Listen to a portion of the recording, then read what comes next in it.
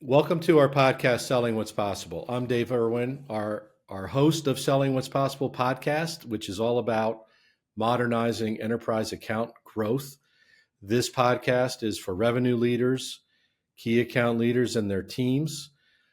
Today, we are focused on what I will call the topic needs versus leads. This is a exciting topic in terms of looking at what I call the invisible pipeline. And joining me as a guest today is Mike Koory. Mike is founder and CEO of BlueSalesFly and works with CEOs and revenue leaders to drive and increase and accelerate revenue growth, particularly not just with the sales organization, but also with account executives and account teams as well. Welcome, Mike. Thanks for joining us today. And tell us a little bit about yourself, your background, and what BlueSalesFly is all about. Hey, thank you very much. Appreciate you having me, and I'm looking forward to the topic. BlueSalesFly is to help modernize what is broken in sales from a customer-centric approach. And I started it because I had a long career with a lot of large companies, a lot of blue chip companies, and I saw similar problems in all of the organizations that I was involved with. So the idea of being able to put a customer centricity approach on it, which I think is really where the future is going to have to be. I wanted to start an agency that would help CEOs and account teams and revenue leaders, find a better way. Because as we've all gone through the most recent season, we know that salespeople are ranked currently right above, all those folks that we just, put back in office. So there's got to be a better way for us to engage for the future. So I appreciate you having me. One of the things I wanted to start with, Mike, was this concept of needs versus leads. Sales is so instrumented on the lead side. There's a ton of tools. There's a lot of different processes and systems and measurements, all about lead gen. It's a well-worn path, but we see this very big gap, on the cross-sell, upsell side, the ability of teams to just understand what the customer needs are in the first place. It's all, from my perspective, very manual. It's something the teams have to do on their own, and they often don't have time or can't get to it. What's your sort of experience in working with your clients around, that challenge, that gap? Yeah. And this is it.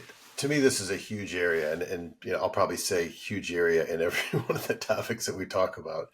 But if you think in terms of the customer, what is ultimately the customer looking for? Most everything that we've done in the sales and marketing arena evolves, pursuing scale and efficiency, but not necessarily relevancy or what the customer really needs. And especially now when there's so much noise coming at our customers, how do we identify what is really impactful to them? What do they need? What are the blind spots that they're missing? And, there's always been this disconnect between what marketing is producing and what sales needs. And, for years we've argued, back and forth along the fence. The customer is just sitting there going, I don't care, you two work it out, but how does this help me?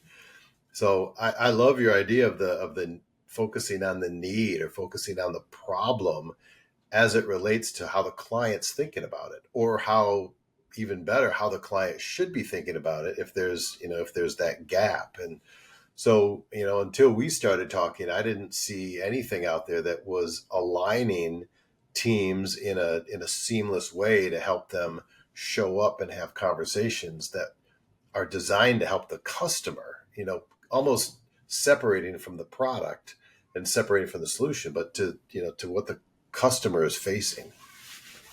Yeah, I totally agree. I mean, my experience has been in doing this for a long time is that there's this, the view from the seller's perspective, right, is extremely different than from the buyer's perspective. So there's sort of this haze or fog that sits between the two, and we spend 90% of our time focused on the solution and only 10% of our time understanding the problem we're trying to solve in the first place. And we got to flip that. Does that resonate Absolutely. with sort of your experience as well? Absolutely. In fact, there was a study that article Harvard Business Review did in 2017, and they surveyed executives around the world, and 80% of them, 85% of them said that their own team struggles with identifying the right root cause of the problems facing them. And then, 87% said that comes with significant cost to the organization. Well, if we, turn around and we look at our clients, then they've got that same level. Over 80% of them are struggling with the right root cause. Well, we should be the ones, if we're seeking to do business with them, we should be the ones that show up to help them identify the right root cause. What do they really need if we're there to help them grow their business? Most of it is improper allocation of resources around a problem that may or may not need to be solved, and we should I help think them identify. that stat is such an incredible stat, Mike, because basically that's the opportunity, right? You got to be in the business of solving problems. First and foremost, you got to be relevant, and that brings us to this concept of relevancy. How do you think about account teams being relevant? In sort of the moment. These are long term relationships, right? You've got many different buying centers to sell into. There's lots and lots of different areas of growth potential inside of the parent company, subsidiaries, regions of the world. Particularly these key accounts are so big and broad. The challenge of being relevant every day across that expanse of opportunity is really, a critical success factor. How do you, think about that with your clients and overcome it? Yeah. So, and that's another huge topic.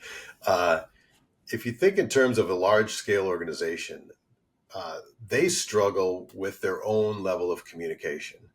So often, the various levels of the organization, they may not even understand where the CEO or the board is trying to get the whole organization to go.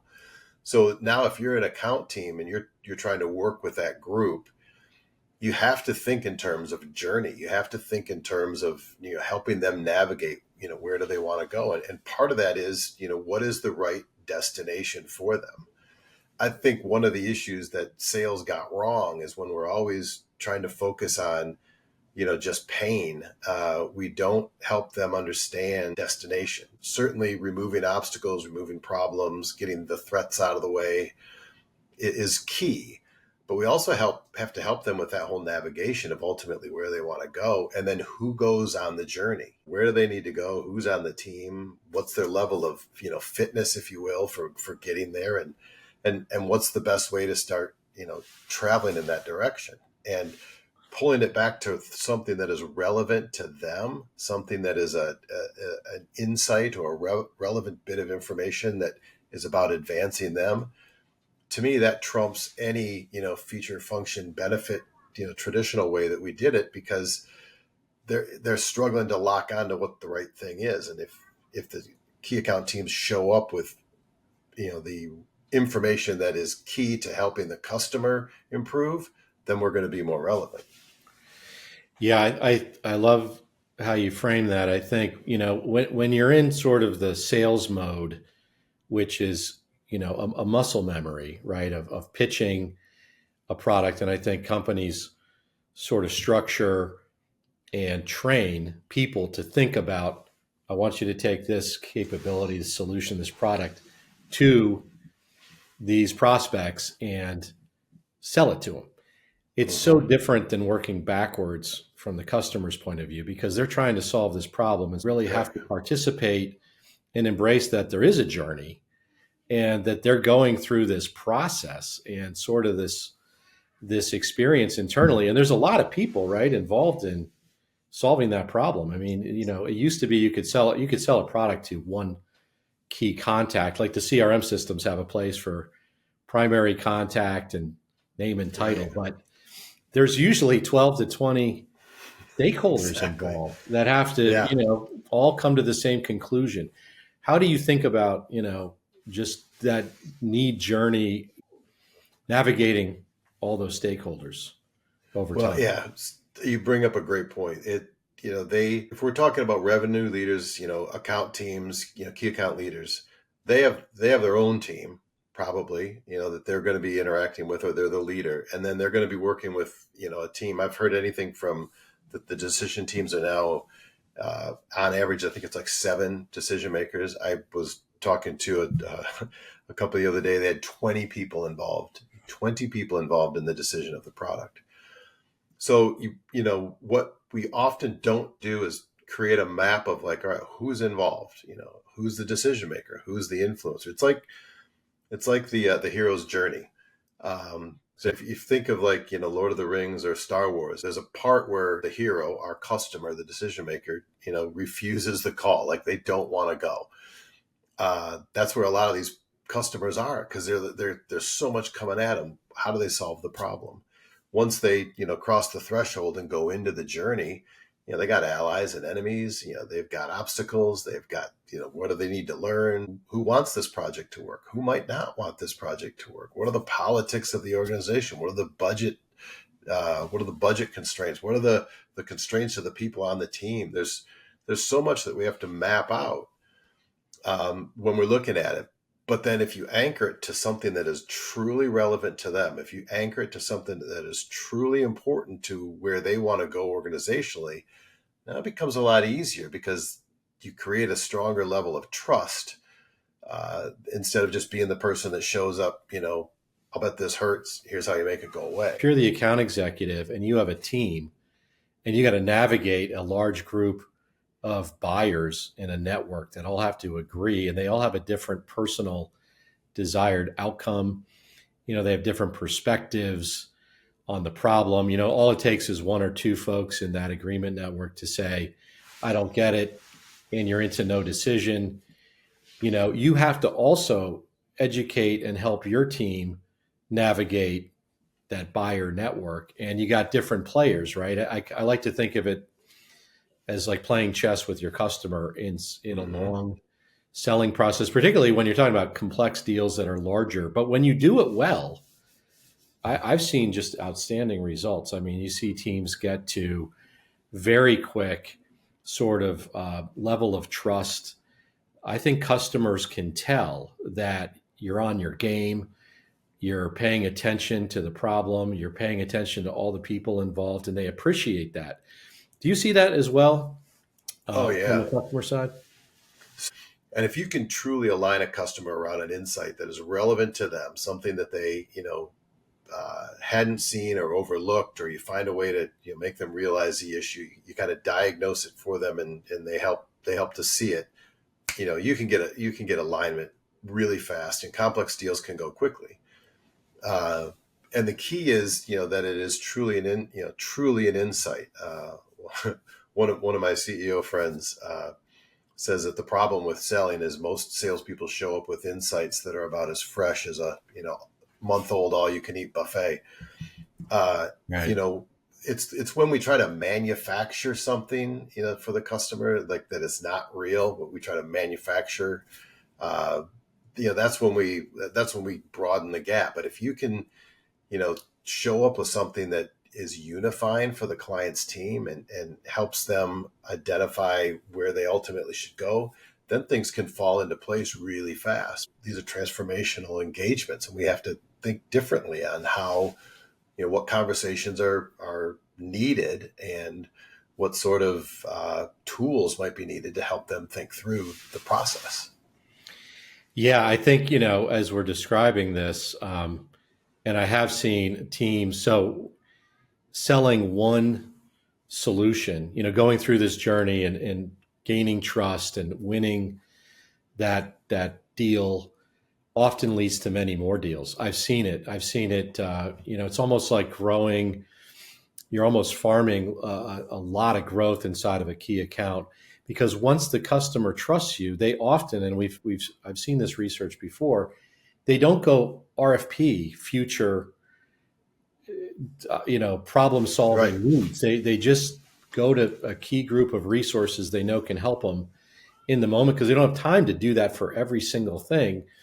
And they will, this is pre-intent, but this is like, if you're there co-creating, collaborating, right? It's the customer, you're basically participating in the journey the customer is going through as an active participant. I think that's what you're talking about, and this concept of a guide, and embracing that is key. What do you see people using and doing to just actually execute this way? Yeah, I think it starts with a ton of intention and having those account teams really aligned differently. I think we have to start. I think sales in general has to start aligning to a greater level of customer centricity, and especially in the complex area. The idea, I love the term you use, co-creation. I think clients want more of a say in it, especially post-pandemic. That seems to have really skyrocketed. Because of the complexity, I try to simplify it in ways of, a friend of mine, when I was doing research around this, a friend of mine took this big adventure journey where they had a bunch of high performing executives traversed a number of mountain peaks, and you had high performing executives, you had former special ops military people. It was led by a special operations military person, and they all had to take turns leading. Everybody that was in the group had to take turns leading on a day, and it was simple stuff that it is probably not going to sound earth shattering to everybody, but they started the day with a plan. What's the plan for the day? What are the objectives? What are the milestones for the day? They had a check-in midday. They kept communication through the day. They had campfire time, and I love the idea of campfires for account teams. Around how did the day go? Let's review what went right, what went wrong, what do we need to do for tomorrow? Okay, then you get up tomorrow and you plan again. And the tools. I think you find the tools that work for the team, but it's the intention of like, how do you keep everybody engaged and along? And your idea of relevancy, I think, is so spot on because everyone has seen the stat now, right? That they keep salespeople, 56 to 83% of the sales process is over before they engage us. However, there was another study that when clients had a problem, the stages they went through is like they tried to solve it internally. They went to kind of trusted business advisors, and then very close on there was trusted vendors before it would go out to bid. So if you can stay relevant, if you stay with the posture of someone that is there to help them advance and not become, a vendor that I'm just here to transactionally sell you something, you can stay in that relevancy. And that means keeping your team aligned with, communication and, continually refining what is that goal? What is that next milestone and destination that for the customer? And because if we stay in that posture of solving those issues for the customer, then we're going to be right alongside them in that journey. That is just such a winning formula, and it pays off so quickly because customers don't experience that with most vendors No, or selling organizations, right? So when they do, they react with this incredible enthusiasm and excitement that somebody's actually there with their best interests in mind. And if the team, I like your word posture. If the posture is, instead of me spending all this time focused on inputting stuff if I spend as much time as I have to inputting sales transactions into the CRM system, thinking about being relevant tomorrow with our accounts, the CRM system would just fill up with more opportunities automatically because yeah, that's what customers will do. And the other thing I see is these massive key accounts, they have so many problems to solve. I mean, there's a wellspring of continuous, opportunity to help them and to create more sales opportunities yeah, that can be closed. Do yeah. you? I think, there's so much about sales that I think is going to change in the next arc of technology, because think in terms of our customers. There's so much noise that comes at them, and we have to continually just refine how we show up and what our attitude is and how we're helping them see the world, through their eyes, but with our level of knowledge. And that's a different take than just feature function benefit.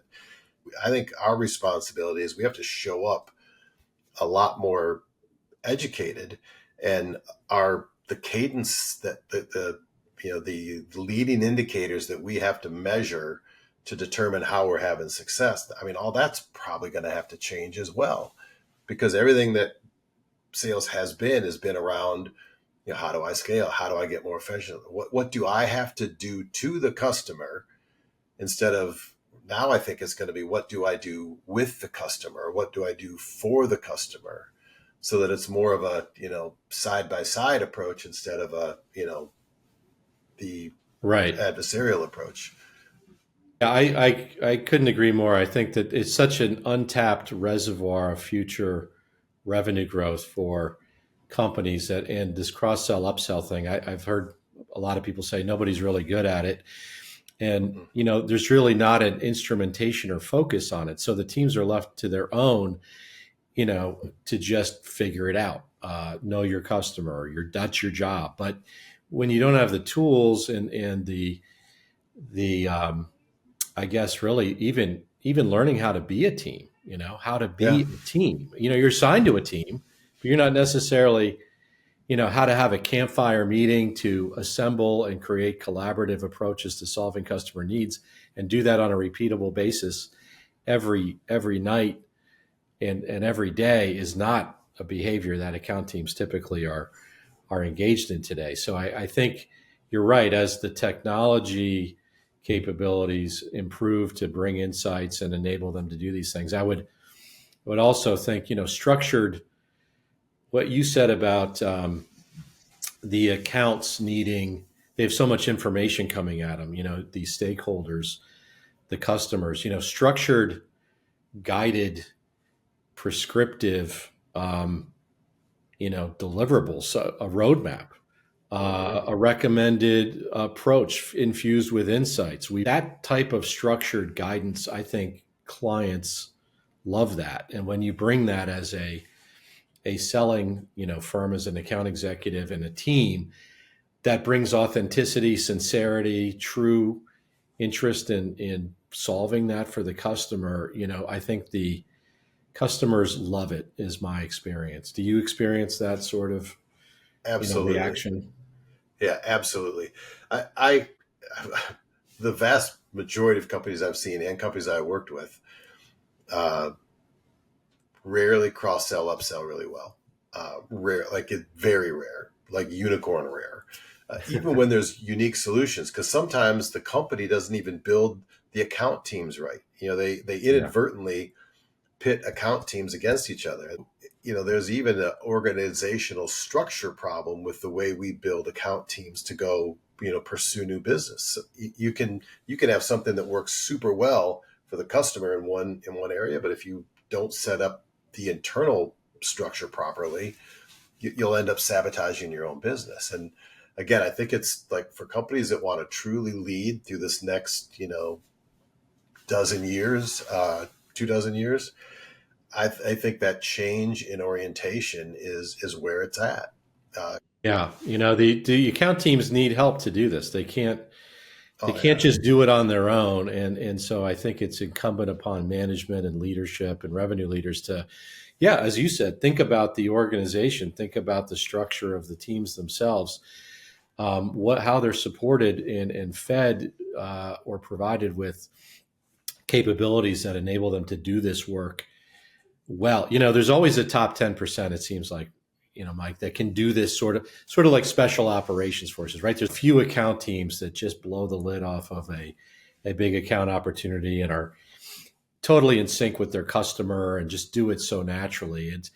It's how do you replicate that, right, across the rest of the accounts? And I right. think accounts often, nobody can really put their finger on, well, why are those teams so successful and these teams aren't as successful or struggling to be that successful? And it's a very hard question to answer. So I think Yeah, part of that is there's no system for it. There's no real sort of approach. And I think that's where modernizing, comes out. So what would you tell our audience just in terms of, your point of view on, the one big takeaway here?